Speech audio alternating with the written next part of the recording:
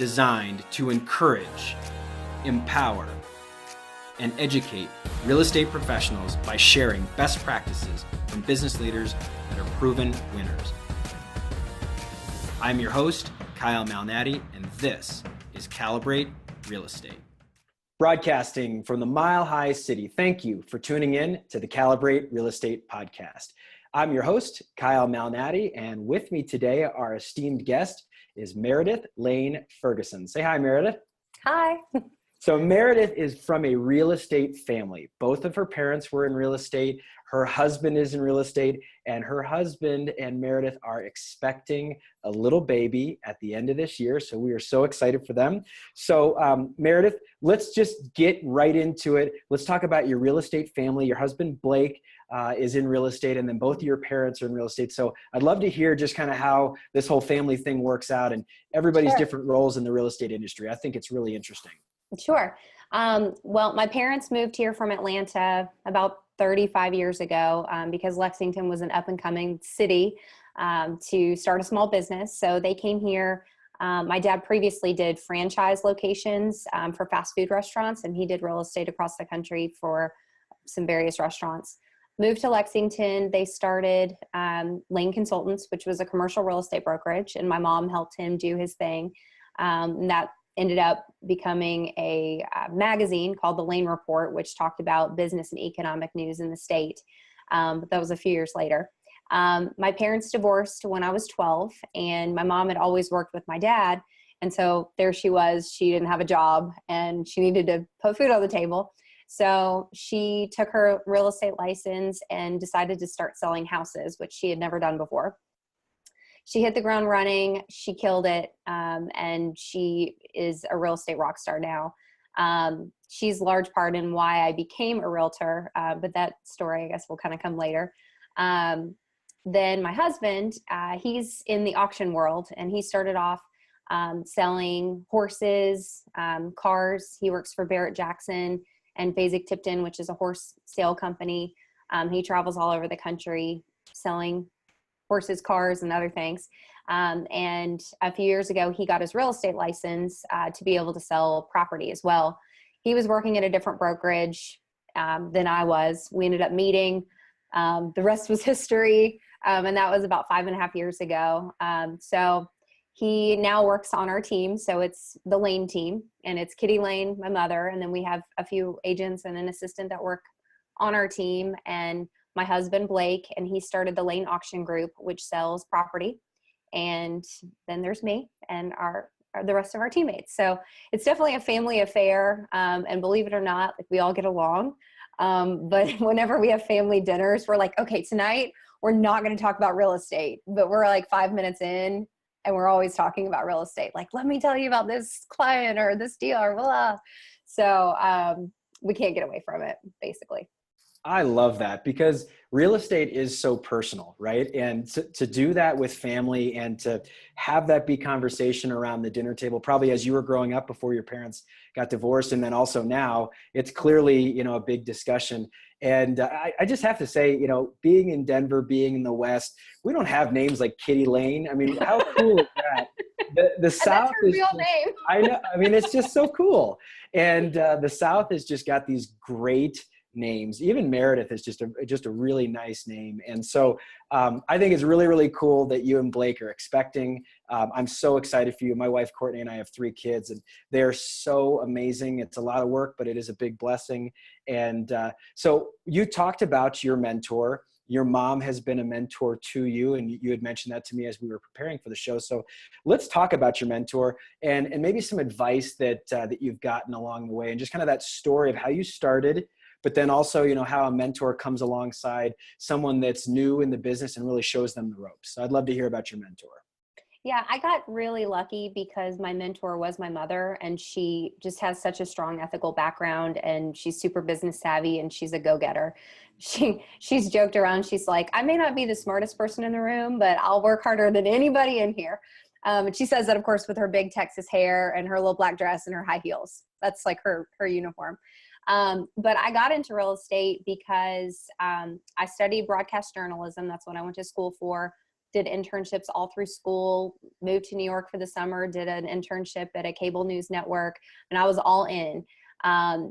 Then I started working the graveyard shift after college and was making peanuts, like couldn't pay my bills, had credit card debt out the wazoo, and I was not happy at all. It just was not the lifestyle for me, and I didn't want to take the steps I needed to take to make it to the next level. Like I just felt it in my soul. I don't need to be here. But I didn't have a backup plan, and it was 2008, and the economy was terrible. So I called my mom, and I was desperate. And I'm like, this is crazy, but I think I want to leave television and become a realtor. And my mom was like, okay, because I literally never said this in my life. And she was really supportive. She gave me the money to go to real estate school, thankfully, because I would have had to put it on my crazy credit card debt. But she was so supportive. And so quit my job, started real estate school on Monday. I was on the ground running about 6 weeks later. And really thankful. That was 10 years ago. So I learned from my mother, and she taught me everything. And she jokes with me, like, she was so hard on me. She calls it kitty boot camp. And she still does that for new agents that come in to our team. But kitty boot camp is terrible. Like, you are going to know that contract backwards and forwards. You're going to know how to write an inspection agreement. I mean, you're going to work open house every weekend. It's tough. I was like, you're being so mean to me. But she wanted me to learn how to do things and do things right off the bat. But the very best advice that she gave me, and this was from day one, and this sticks with me every single day, is don't focus on the outcome. Of course, we go to work to make money to support our families, but you can't focus on the outcome when you're in real estate. You need to focus on the people that have trusted you in business to take care of a huge financial asset that they're working with. You listen to them, you hear them, you get them out of traps, you take care of them. And if deals fall apart, then you help fix them. You don't focus on the money, you focus on the people, and don't worry about the outcome, and the money will come later. And that's what my mom does. And that's what I've done, as my business. And of course, we're not perfect, but if you focus on the people every day and don't think about your commission check, I think that's how you're really going to be able to truly connect with people, get the referral business that you hope come into you, and become a really great realtor. Yeah, I love the advice that your mom gave to you, because it's advice that I've heard both professionally, but then also just personally in my own career. People that listen to the podcast know that I'm a big fan of Dave Ramsey. And Dave, from a leadership standpoint, will often use this quote. And I forget who he's quoting when he says this, but the best way to operate your business is trying to focus on taking care of people. If you take care of enough people, you don't have to worry about money. And that's the whole goal, is just taking care of people, and they will take care of you. And I love that, because the worst thing is a broke salesperson, right? They've got commission breath, and that breath stinks. Exactly. So your mom, you've heard these horror stories of people that realtors that sold these people these awful properties, and like you could walk by it and be like, why would you ever buy that? And it was the same kind of situation, like the snake oil salesman. It's like, you don't want to be that kind of person. So. Well, and when you work by referral and you work by relationship, you're going to burn bridges pretty quick if you push people into something.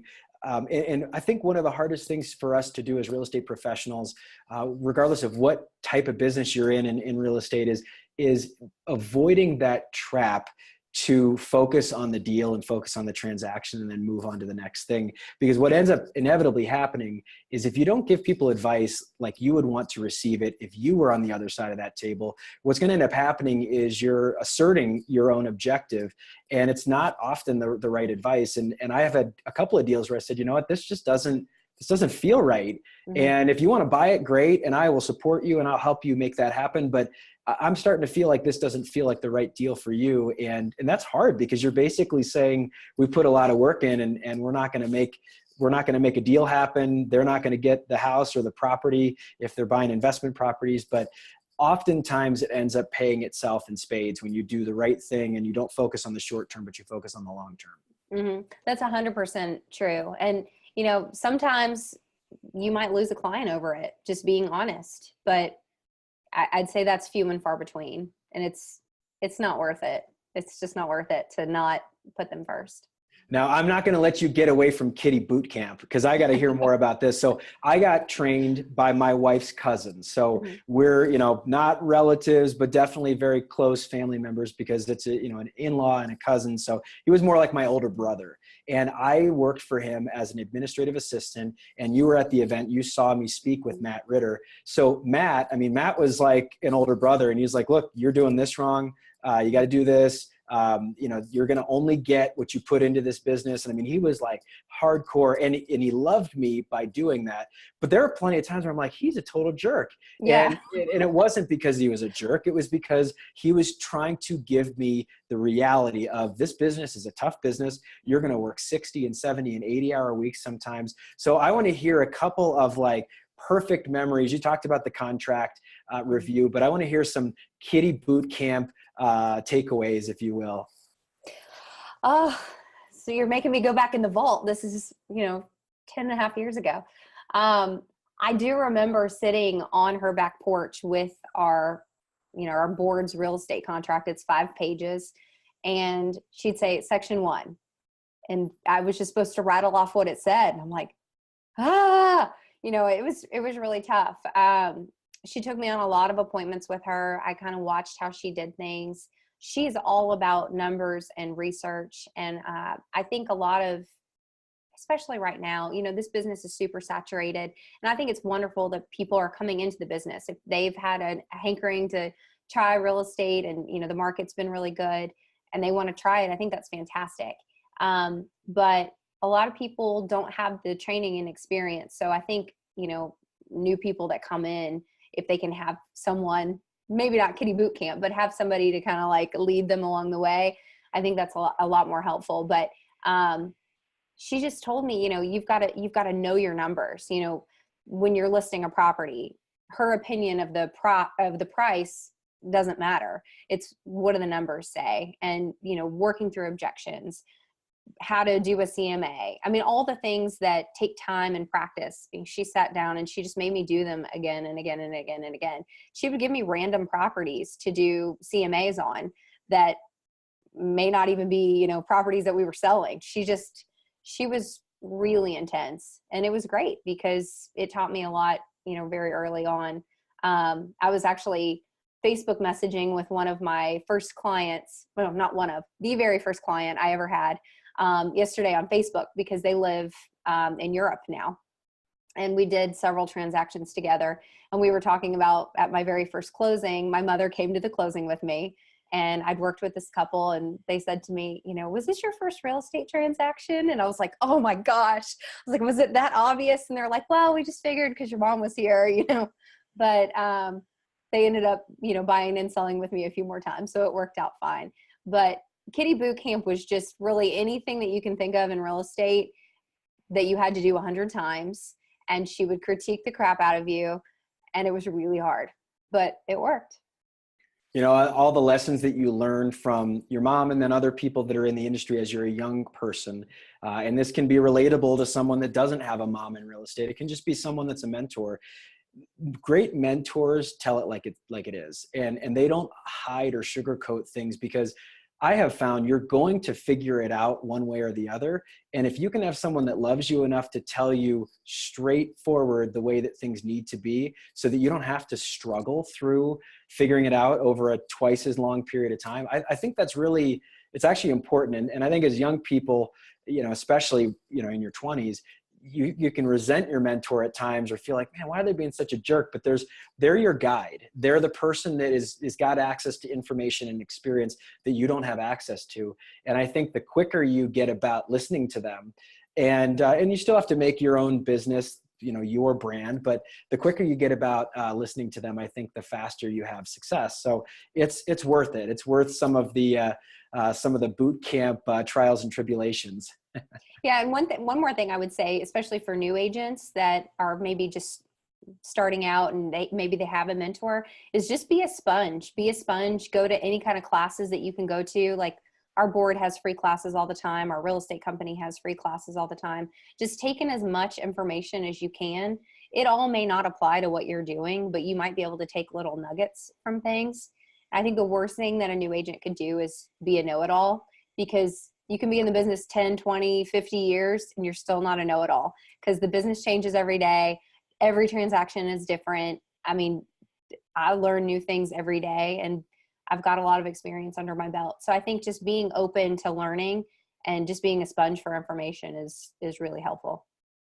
That's great advice, because you're right. And you hear countless, if you use maybe athletics as an example, countless athletes that are at the top of their game where they're like, I'm learning new things. I'm constantly stretching, because the minute that I feel like I've got it figured out, I know that the business or the sport has passed me by. And so you've got to be an avid learner. You've got to be a sponge. And I think that the best leaders are readers or consumers of content, because they constantly want to make sure that they know different things, trends that are developing, new ways of doing things and becoming more efficient. And so, yes, I completely agree. Successful people are constantly learning. And the minute you feel like you've got it all figured out, you probably are missing some great opportunities. I would think you're probably leaving things on the table.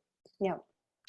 So you've been very successful in your career. That move of getting out of broadcast journalism and going into real estate has been wildly successful, to the point where you were recognized by Realtor Magazine as a 30 under 30, and in the class of 2013. I was the class of 2012, so just the year before you. And that has been a pivotal moment in my life from a business standpoint. But there are also some personal, real personal stories that were involved in my application. And I would imagine that for you, there's been some adversity in your life. There's been some things that haven't gone your way. And anyone that I know that's been successful really is kind of standing on this pile of failure, or this mountain of failure, because you try things that don't work, or you have things that don't go your way, whether it was because you did something wrong, or whether it was just because something just crummy just happened to you. So let's talk a little bit about adversity and working through adversity, and just some things maybe in your life that didn't go the way that you expected. Yeah, that's a great question. I want to say something about the word failure, because I don't like that word, because I feel like unless you just give up entirely, no mistake that you've made or nothing bad that has happened is necessarily a failure. It just put you in a different direction to go somewhere else. And I think failure is more a learning opportunity than your life is over, you've totally, thrown in the towel. So unless you just give up, I don't like that word. But adversity wise, there were two things that kind of stood out in terms that have happened since I've been in real estate. One was, I was working with my mom for about 1.5 years. I was super green, and another company recruited me to come work for their builder. And it was a really big builder in town. They do a great job and they sell a lot of properties. And kind of the goal was, you work this many open houses and you get this many sales of, our product under your belt, and you're going to be a listing agent, and, you're going to have all this guaranteed business. And I did all of that and checked all the boxes, and it just didn't work out. There was never a place for me. It ended up leading to me taking on another builder. So, no experience is wasted. It wasn't a failure, but it was really tough because, I put a lot into that, and it didn't work out the way that I wanted. After about 4 years in the business, I ended up going back to my mother's team. So I went from, she's a Keller Williams brokerage. Then I went to a small independent brokerage, and then came back to the Keller Williams brokerage. And that's where I still am today.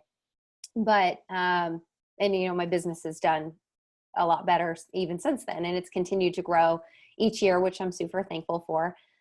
That was probably the first thing that was just like a big gut punch after the journalism career didn't work out. That was gut punch number one.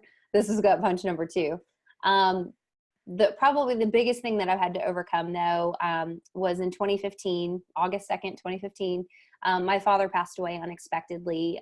He had cancer and he was doing really well. And then just like that, he was gone 3 days later. So it happened very quickly. Gosh. I didn't realize that it was that quick. I mean, we talked about this as we were preparing, but wow, I didn't realize it was just 3 days. Yeah, it was pretty unbelievable. I had just seen him the week before. My husband and I went to Puerto Rico. He had an auction down there. We weren't married at the time. and got news from his doctor that, things weren't great and he only probably had a few weeks to live. My boyfriend at the time, now husband, Blake, he booked me on the last ticket out of town, out of Puerto Rico. I got home Friday night, about midnight, and my dad was gone Sunday night. So it was very quick, and he hadn't told anybody in the community. My dad was a business person. He ran his own successful magazine and commercial real estate business. And then he also served on the city council, and he had served several terms on the city council. So none of those people knew. Like he fought cancer for 3 years and somehow managed to keep it under the radar that he was sick. And he was going to work every day. Like Friday morning when he got the test results back, he was driving to work in his business suit. So that was really tough because, not only did he not share that with the community and with the people that he worked with every day, he hadn't told a lot of his family. There were a couple of us that knew, including my sister. But like his sisters didn't know. I mean, it was just terrible. It really was. And he just thought he was going to beat it and that he didn't need to worry anybody with it. So he didn't tell anybody. So he passed away on Sunday. Monday morning, I went into his office and had to tell everyone. And we had to make some decisions very quickly in terms of what we're going to do. Because the business, it's like in show business, the show must go on. So we made some plans and put them in place, and thankfully the team is still in place, and it's been 3 years. But in the midst of that, my real estate career was super crazy busy. Like the Friday that I was flying home from Puerto Rico, I had three closings in Lexington that my mom was covering for me. So I was still dealing with, all of my clients. I became the executor of his estate. Then we're, taking care of, several employees that work for his business. A month prior to him passing away, I bought this disgusting hoarder's house that I was going to flip. Well, I did flip it, but we had just gutted it. And my husband and I were going to do a lot of the work, and we were going to take our time. And it was going to be really fun. And it was the first one I'd ever done on my own. And I was so excited about it. It was one of my goals for 2015 is to, flip a house. Between flipping the hoarder's house, which literally was left at studs, but taking over his estate, taking over his business, taking over my own business. My husband and I ended up getting engaged a few months later. There was a lot going on, and it was super stressful. And, you're dealing with the emotional stress of losing somebody really important to you as well. But I think the biggest lesson that it has taught me, and it's still teaching me today, because there's some days that I feel really overwhelmed with, still the fact that his business is going and I'm still, involved in it, is that you have to lean on people. You have to rely on other people. And so sometimes you might not know what that looks like, but if you feel like you have so much on your plate, then delegate some of it. Find somebody to go grocery shopping for you. Find somebody to go get your dry cleaning. Find childcare, lean on your family. You need to rely on your friends and your family and people that you work with. I had some agents that were covering inspections for me and closings for me when this was all happening. So sometimes it's okay to just say, I can't do all of this right now. I need help. And you're not going to be a failure. You're not going to be weak. But sometimes I feel like you are almost stronger if you reach out to people and say, like, I need you right now. So that's been a huge learning lesson for me, because I've always been super independent. Like, I can take on all this myself. But sometimes you just can't, and that's okay. So that's probably been the biggest challenge that I've had in my adult life, is, losing my dad and all the things the plates that were spinning at the same time, in addition to that. Wow. I mean, just losing someone that's close to you is one thing, but then being involved in all of the business decisions and the estate part of that really all of a sudden piles on all this extra work that you weren't really expecting. And then obviously having very short notice with all of this. I mean, obviously no one knows when they're going to go, but for him to kind of silently suffer and just, put his work outfit on every day and go into work without really telling anybody. It gives, I can imagine you're sitting there just probably assuming that he was really in pain and probably suffering a lot and not asking for that same help that you've now learned how to ask for. And it's really interesting that your advice is to lean on others and to ask for help, because and I wasn't planning on promoting this, but I think it's a perfect segue. Literally today, I was a guest blog contributor for an NAR publication called the YPN Lounge. And in that article, I highlight an interview of one of our friends, a fellow 30 under 30, Ashley Dietz Schaefer. Mm-hmm. And Ashley's husband had cancer before they were married, when they were dating. And we kind of, through this interview, and Ashley was one of our podcast guests in an earlier interview, she basically had come up with a couple of lessons that we gleaned after the interview. And it was, be extremely transparent to your clients was lesson number one. Lesson number two is ask others for help. And you hit this right on the head, where you said this can be hard for confident go-getters, people who are used to getting stuff done. It's so hard to ask for help because you're used to being the person who does it, And then the other two lessons were look for the lessons. You really learn a lot about yourself, especially what's most important when you have someone that struggles with illness or passes away. And then finally, pray, ask for spiritual guidance, meditate. I think a lot of people, get caught in trying to figure all this out on their own. And, whether it's therapy or having a priest or a pastor or someone connect with you and talk to you just about spiritual things can really help. And so it's really interesting as you speak about your father and his legacy and just some of the things that have occurred because of that. Lesson number two is I think it's the hardest thing for someone that is really successful. As someone that's used to making things happen, it's very humbling to ask for help. And so have you learned any, because I'm still figuring it out. And I've shared openly, I lost my brother in 2011, suddenly, when Courtney and I had just had twins. And so we had 3 little kids under the age of 16 months, which is crazy. Our friends think that we have Irish triplets is what they call them, because they're so close in age. And it's still hard to ask for help. But what are some practical, maybe, things that you do when you are feeling overwhelmed? And it happens regardless. I mean, it doesn't have to be someone passing away, but when you just feel like you're running a million miles a minute, what are some things that you do to maybe offload or delegate, or how do you handle that? It's a really good question. I think part of me at one point was embarrassed to say that I did this, because I felt like I was being too, I don't even know what the word is, loose with money. That's not the right term. I can't think of what the term is, but I wasn't being frugal, or I was just, spending money on like luxury type of situations. But like, we hired a landscaping crew. We have Instacart deliver our groceries to our house, so I can order the groceries on the app. That saves an hour right there. We live on the outskirts of town, so I can't just go to the grocery store, next door and be back in 10 minutes. Have the dry cleaning delivered. Those are big things, in the heat of everything going on with my dad. I paid this sweet friend of mine. I'd pay her by the hour, and she would run errands for me. And sometimes she helped me box stuff up at the house or help me organize things. And I felt guilty at first, like, you're spending money on things that you could totally do yourself. But as I stepped back from it, I just realized that no, you need help, and nobody's going to give you a medal if you turn into a crazy person. Like, you're just going to be a crazy person, and people won't even respect you, because they'll be like, she's lost her mind. So I think, and we don't have children yet, but when we have a child, we're going to have childcare.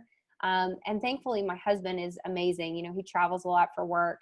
When he's here, he helps me tremendously. And sometimes it's even putting a real estate sign up for me.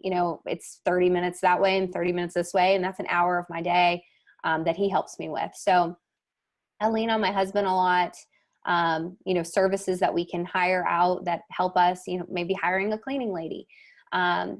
Those things, they may seem like luxury items, but when you think about what your time and your sanity is worth, sometimes it's figure out a way to put it in the budget.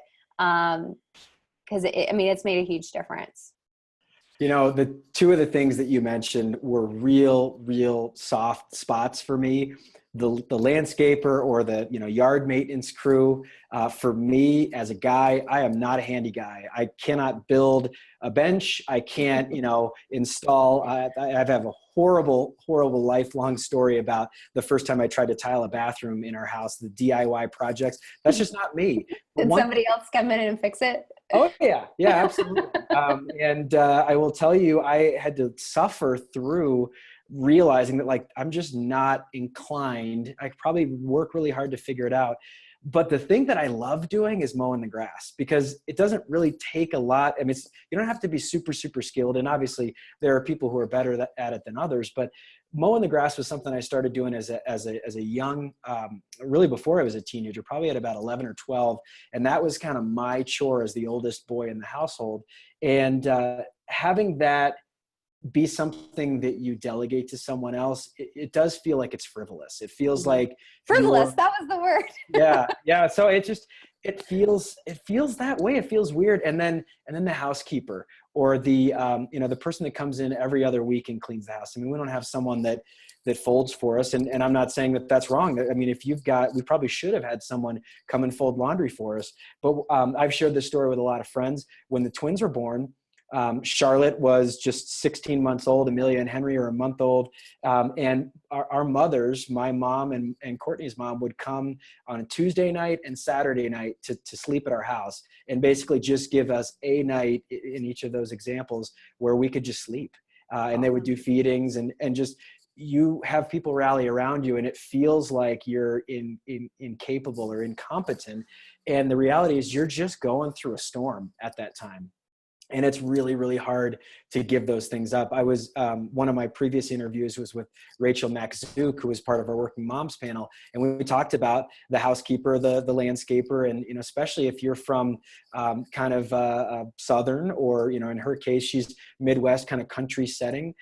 There's a lot of people who think like you're too good to do that on your own. And the reality is you are a highly paid professional at selling real estate and operating a real estate business.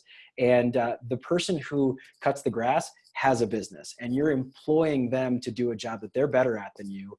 And that keeps our economy going. And there's dignity in that. It doesn't need to be something that you feel ashamed about, but it's real hard to kind of get there. It's taken me a while for sure.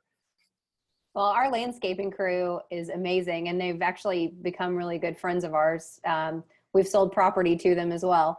But here's a story of adversity. On Sunday, their entire building with all of their equipment, trucks, everything burned. They lost everything. This was Sunday afternoon.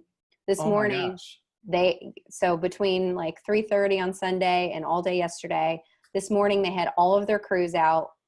They were one day behind. They got new trucks. They got new equipment. The whole, like, all kinds of people that love them and support them were letting them borrow trucks. They bought new trucks. And they were back today, 27 hours after losing everything. And they've got some major accounts. And I just think that's an incredible story of adversity. They're like, you know what, this is terrible and this is exhausting and this was really bad, but we got a business to run and we're going to run it. And they're operating out of an RV right now. I mean, I think when bad things happen, if you look at it as a silver lining, like okay, great. Now we get new equipment, you know, you look at a way to make it a positive thing, you know, in the interim of it happening, it's terrible, but you're going to come out better on the other end. So my landscaping crew, they're our friends, but they're also fantastic at what they do. And they're just rocking it out right now. What an inspiration, right? You know, you see how people, you know, it's interesting because sometimes when bad things happen, people say, well, you just need to get over it, right? And I heard this, I can't remember where I heard it from in the last month, but I heard a speaker say, no, actually, it may have been my pastor, you actually can't get over it. You need to work through it. And whenever you have something that doesn't go your way, it's not about like going over it or avoiding it or whatever, or somehow just kind of like dealing with it. You're going to work through it and it's going to be a mess. And the more you ask for help, the better that it's going to work out. I think that when you had started your description of failure, I thought of a few things a couple of minutes ago when you were talking about failure. One is just kind of a Kyleism. I think failure is the F word, and I don't, it's a curse word. Don't use it, because failure is an event, not a person. Mm-hmm. Failure is something that happens, and that's an old Zig Ziglar quote. Failure is something that is an event. It's not a person. And it's something that can be studied and you can learn from it. And then you had used the term learning opportunity. My mentor, Matt Ritter, said this when he was interviewed at our event a couple of months ago, but he would say it to me almost every day. He would say, okay, this is a learning opportunity for you. What are you going to take away from this to make yourself better? And then there would be some times where he would almost, it became a joke where he'd be like, hey, Kyle, what'd you learn today? And it was kind of like, did you goof anything up? Because you need to be goofing things up, because then that means that you are pushing into something much greater than you. Mm-hmm. You're pushing into something that is far larger than what you're about. And it's going to be difficult. It's going to take time and energy.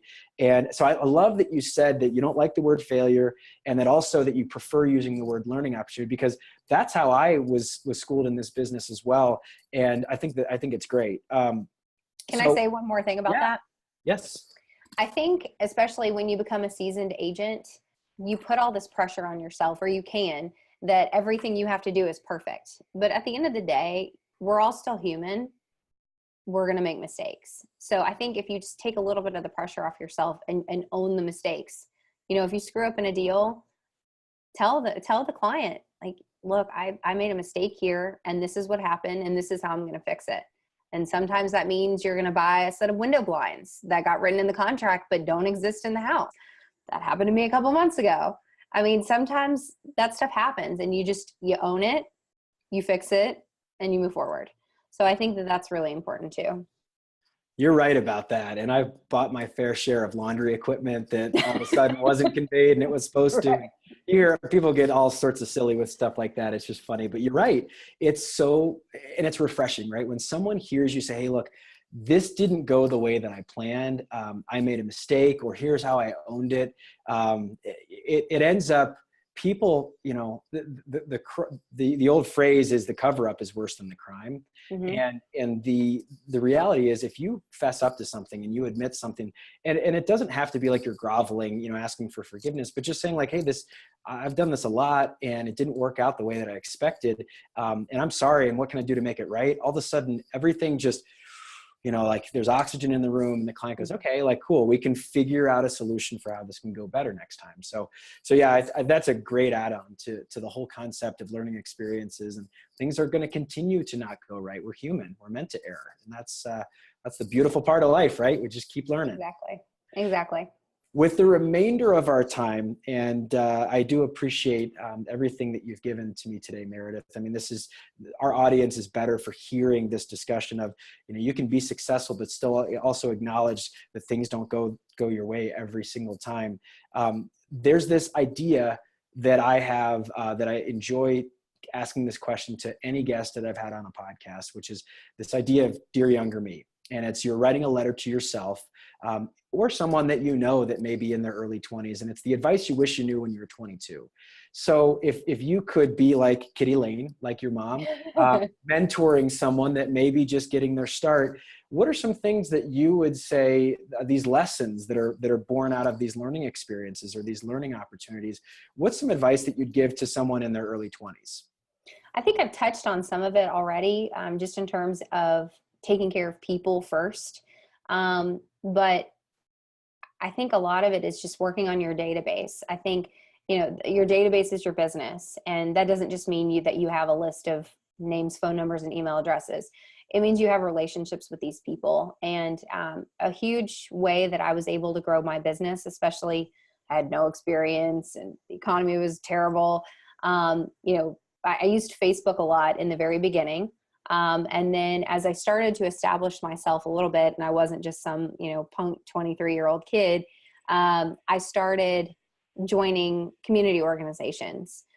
So I joined organizations that were interesting to me, things that I could give back to my community. But in turn, what that allowed me to do was make genuine relationships with people.